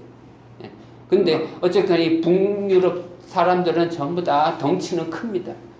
그래서 제가 거의 유학 막판에 사귀게 된 여자친구 하나 있었는데 프랑스에서 온 여자는 정말 작아요. 그래서 걔네 집에 놀러 가면은 가족들이 전부 다 나보다 작은 어른들 많더라고요. 만만해. 근데 독일 친구들의 집에 놀러 가면 크리스마스 때 같으면 이제 막 초대받잖아요. 가면은 전부 다 덩치들이 있단 말이에요. 전부 다 비어바우프라고 배 다 나와 있고 체형이 다 똑같아요. 남자건 여자건. 또 독일에 대해서 또 질문. 근데 그때 그 사람들이 아이슬란드로 떠난다고 했잖아요. 네. 그러니까 그 게르만 민족의 그 신화가 처음에 채집돼서 기록으로 된 게 아이슬란드 시인들이 문유 시인들이 뭐 기록이 남겼다 최초로 이런 걸 들은 적이 있는데 이게 그건 모르겠어요. 어쨌거나 독일 사람들은 과거에 이런 글들을 보면은 그러니까 홀바인에 나오는 이야기에 진짜 니벨룽겐의 반지에는 그런 얘기 없어요. 아이슬란드 그쪽으로 간다는 얘기 없어요. 그런데 아이슬란드의 여전사가 크림힐트란 말이에요. 크림힐트가 아니라 브룬힐트예요. 근데 브룬힐트가 자기를 이기는 전사하고만 결혼하겠다. 이런 여자예요. 그리고 그녀를 찾아가는 그 과정이 막 불바다를 건너가는 이야기가 있어요. 근데 그때 그 시절에 이런 이야기는 지금 와서 보니 지금 나는 안 가봤지만 TV로 보니 막 안에서 막 땅에서 막 김이 펑펑 나오고 막 하지. 그거를 그때 과거에 선조들은 막 불바다를 건너간다 이런 식으로 상상을 했던 것 같아요. 그러니까 아이슬란드는 굉장히 무서운 나라고 무서운 곳이고 막 용이 등장할 것 같고. 요즘 저도 그 드라이브 하러 이렇게 동해 가다 보면 막 비가 오니까 산 중턱에 막 멋진 구름들이 쫙 깔리잖아요. 그때 생각하니까 우리 선조들은 과거에 저런 걸 보고 용이라 생각했구나. 아니면 뭐 선녀가 옷 벗어놓고 간다. 이런 나무꾼과 선녀 같은 거 생각했을 수도 있겠구나. 그게 초기의 생각이겠죠. 초기에 생각하는 어떤 방식이겠죠. 다만 신화를 읽어가면서 제가 공부했던 것은 지난 시간에 니체를 통해서는 사람이 신이 된다는 그 가능성이고 어떤 철학적인 어떤 극복의 이념이고 동일한 것의 어떤 영원 회귀라는 이 존재의 수레바퀴라고 말하고 있는데 존재의 수레바퀴.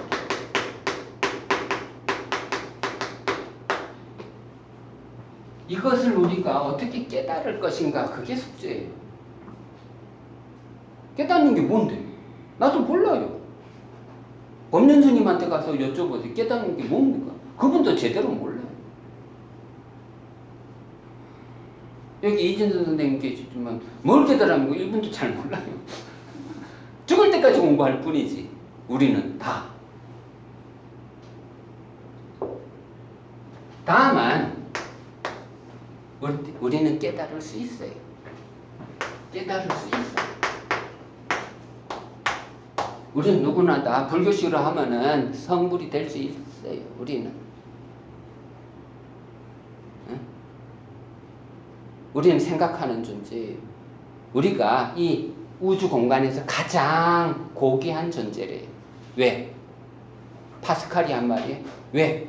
왜 우리가 가장 우주 공간에 가장 고귀한 존재일까요? 생각하는 존재라서. 우리가 가장 고귀하대요. 가장. 그 가장 고귀하다는 말을 그냥 곧대로 받아들여 보세요. 우리보다 더 나은 존재가 있을까요? 하나님 계신다고? 어이구 어떤 소리. 우리가 가장 고귀한, 우리보다 더 고귀한 자가 어디 있을까요? 우리는 생각하는 이 능력으로 우리는 상상도 못할 곳까지 갈 수 있어요. 나의 존재를 빛의 존재로 바꾸는 것은 내 몫이지 타인에게 있는 건 아니에요. 그게 이 니벨룽겐의 반지의 핵심인 것 같아요. 이 반지가 욕망의 상징이라고 그랬죠. 정말 반지가 있어야 된다고 생각하지 마세요. 예를 들어서 단테를 읽으면 그거 베아트리체를 만나야 천국 가잖아요. 그래서 맨날 물어봐. 나의 베아트리체는 어디에? 아니에요. 베아트리체가 제3의 인물로 나의 바깥에 내가 찾아야 할 인물로 존재하는 게 아니라 베아트리체를 내 안에서 발견하면 되죠. 이 반지, 이 욕망에 나를 죽을 때까지 나를 욕망의 불로 막 태우게 할 이 반지 내가 갖고 있으면 되는 거예요. 내가 용기를, 희망을 잃지 않으면 되는 거예요. 희망을 잃으면 반지를 상실하는 거겠죠. 반지를 가지면 모든 권력이 다 내 거야. 마찬가지. 아무리 내가 죽을 상황에 있어도 희망을 가지면 내가 주인이지. 응? 전 신화 읽을 때 솔직히 고백하면 너무나 인간적인 이 글이 있어요. 근데 난 그걸 읽어보지도 못했고 교수님이 질문할 때 나는 거짓말해서 읽어봤다고. 뭔 글을 썼냐 하면 판도라의 희망이라는 제목으로 A4 용지 한 장 정도로 글을 써갖고 교수님 읽어보세요. 이 생각을 계속 조금 복잡하게 해서 이제 논문으로 끼워 넣을 겁니다. 그리고 탁 들었더니 쭉 읽어보더니 너 너무나 인간적인 읽어보았니? 안 읽어보았다 그럴 수가 없잖아요. 교수님이 지도교 질문하는데 네, 읽어보았습니다. 아니, 나중에 알고 보니 그 똑같은 제목으로 내가 가졌던 그 똑같은 생각들이 너무나 인간적이 있더라고요. 근데 나는 오히려 긍지를 느꼈습니다. 내가 생각하는 그 생각의 패턴이 니체도 했구나. 뭐가 똑같았냐 하면은 판도라의 희망은 재앙이다라는 이거. 재앙이에요. 제우스가 판도라의 상자에 모든 재앙을 다 넣었다고 했어요. 열었다가 탁 닫았는데 그때 갇힌 게 희망이라 했어요. 재앙 중에 하나예요. 나는 이걸 어떻게 이제 해석했냐 하면은 이 희망을 인간에게 넘겨준 자가 판도라야. 우리는 판도라 때문에 이 희망을 가질 수 있고 이 희망을 갖고 안 갖고는 우리의 문제지 제우스의 문제가 아니야. 희망은 내 뜻이야. 그렇게 글을 썼어요. 그랬더니 교수님이 그런 질문으로 공격해왔고 의심을 했고 그래도 오늘날까지도 그때 그 자긍심, 그 자존심, 그 자신감으로 이렇게 카메라 앞에도 서고 여러분들 앞에서 서고 계속 제가 공부할 수 있는 힘이 되고 있습니다. 희망은 내 책임이라고. 아무리 코로나가 나를 괴롭혀도 아무리 이 시대가 나의 강의 자리를 다 폐강시켜도 나는 이 희망이 있기 때문에 견디는 거예요. 내일은 달라질 거라고. 그 희망 없으면 내가 여기 어떻게 올 수 있을 거예요. 저는 가끔 고백을 하는데 내가 정말 힘들 때가 있어요.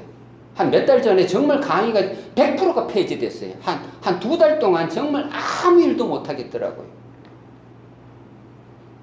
그때 우연히 기회가 와서 이거 강의 준비할 기회가 와서 다시 한번 쭉 읽어봤어요. 이런 거 읽을 때 힘이 나더라고요. 용을 찾아 나가는 그 용기, 나에게 용기가 있나 반성하게 되고 내가 때려잡아 죽일 용을 내가 찾았는가. 용이 없으면 아직 나는 그 영웅이 될 자격도 없어요. 찾는 것도 능력이에요. 또 예를 들어서 데미안도 제가 자주 읽습니다. 힘이 없을 때, 용기가 필요할 때. 데미안 읽을 때는 항상 데미안이라는 이 악의 힘, 데미안 자체가 악마입니다. 악마를 제목으로 놓는 그 헤르만 헤세의 이 싱클레어라는 이 숨겨놓은 작가의 정신. 왜 그래야 했을까? 쓰러져 있는, 전쟁의 패배에서 쓰러져 있는 그 자에게 회초리 때려야 되는데 내 이름으로 때릴 수는 없어요. 헤르만 헤세라고 말할 수는 없어요. 그러니까 싱클레어하고. 그리고 나중에 보니 상을 주겠다, 자 글 잘 썼다, 나타나라 하니까 헤르만 헤세 못 나타나. 난 싱클레어가 아니라서. 또 제가 힘을 받는 거 아까 얘기했죠. 성경책도 자주 읽어요. 읽는 데서 만족하지 말고 외우세요. 복 있는 사람은 악인들의 꾀를 따르지 아니하며 죄인들의 길에 서지 아니하며 오만한 자들의 자리에 앉지 아니하고 오직 여호와 율법을 즐거워하여 그의 율법을 주야로 묵상하는도다. 어디에 나와요? 권사님 말씀하세요. 시편 1편 1절 2절에 나오는 말. 2절까지인가? 그건 모르겠다. 이렇게 말을 외우라. 그 말을 요즘 하이데거 철학을 읽다 보니 그 말이 니체의 그 말이 어떻게 응용되고 있느냐 하면 바로 언어는 존재의 집이다라는 말로 응용이 되고 있더라고요. 언어는 존재의 집이라고. 내가 하는 말에 의해서 내가 사는 집이 달라질 거라고. 그래서 말로 집을 좀 지으라고. 어떻게 하면 말로 집을 지을까? 그걸 그 숲길의 마지막 대목에 가면은 그 아낙시만드로에서 잠언을 분석하는 장면이 나오는데 아낙시만드로스의 잠언은 딱 2개의 문장밖에 아니에요. 그것도 첫 번째 문장은 부사구로 끝나버려요. 나머지 한 줄밖에 없어요. 이거를 하이데거는 거의 70쪽에 달해서 철학적으로 분석을 하는데 그걸 읽는 동안 언어로 집 짓는 거 정말 아무나 하는 게 아니다. 이 정도 기술이 있어야 집 짓는 기술이 있다. 나는 집 짓는 기술을 갖추었다. 하고 자랑할 수 있는 거지.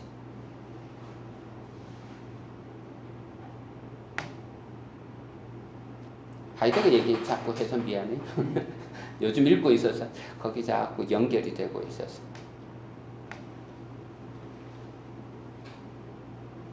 마지막으로 한번 질문 던져봐요. 오늘 모자 이쁘게 쓰고 오셨는데. 선생님 잘 들었어요. 네? 잘 들었습니다. 근데 우리나라 좀 신화나 거기에서는 그러면 그런 칼 같은 거 뭐라고요? 그 아서왕의 엑스칼리버나 아니면은 독일의 그 노퉁과 같은 그런 상징적인 물건이 있나요? 없어요, 우리나라는. 우리나라는 없어. 전쟁 무기가 신화에 등장하는 거 없어. 우리 신화에서는 등장하는 게 연못이 많아요. 예를 들어서 태백산의 신단수인가 뭐 거기로 내려온다. 아니면 최재우가 그 사람이 신이 된다는 이런 생각을 깨달았던 그 동학사상을 깨달았다는 경주의 용담이라는 연못 이런 게 자주 있어요. 연못. 용담 유사라고 이제 그 한글로 쓴 글이 있어요. 무기는 없는 것 같아요. 우리 민족. 우리는 정착 민족이라서 이게 땅에 대한 어떤 이야기가 많은 것 같아요. 그건 저는 어떻게 장담은 못 하겠습니다. 또 정착 민족이다 보니 환웅이 내놓는 경기 규칙도 동굴 안에서 대기를 견디라 뭐 이런 거. 우리 기마민족 아니에요? 북쪽에서. 그쪽에서 왔을 수도 있는데 독립민족이고 활 잘 쏘고 그런 것 같기도 한데 당군 신화를 읽으면 웅녀가 권력을 꿰차는 과정을 들여다보면은 지극히 정착 민족이 싸움도 이런 싸움 없어요. 정명승부하지도 않고 마늘과 쑥만 먹으라 하고 호랑이는 도저히 이길 수도 없고 겨울잠 잘 수 있는 곰한테는 아주 절대적으로 유리하기만 하고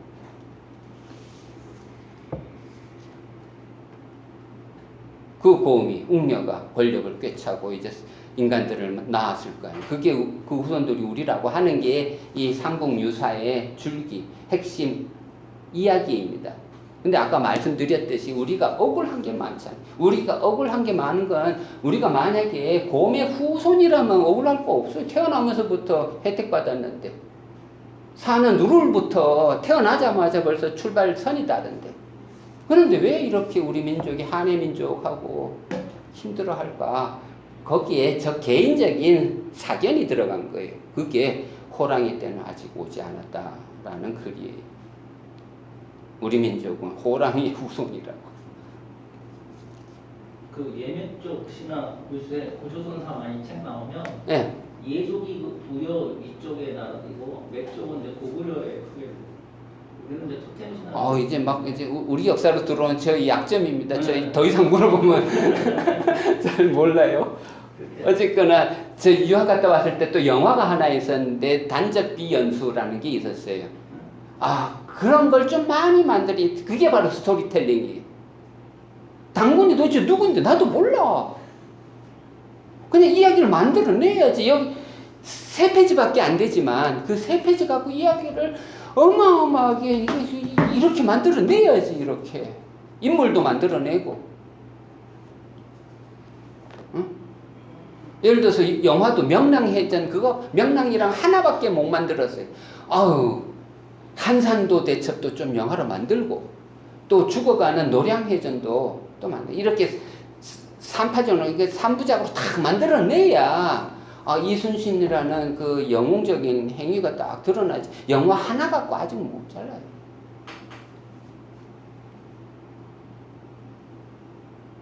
심청동도 그렇고 홍길동도 그렇고 계속 현대 언어로 다시 재창출해내는 과정이 필요한 거지.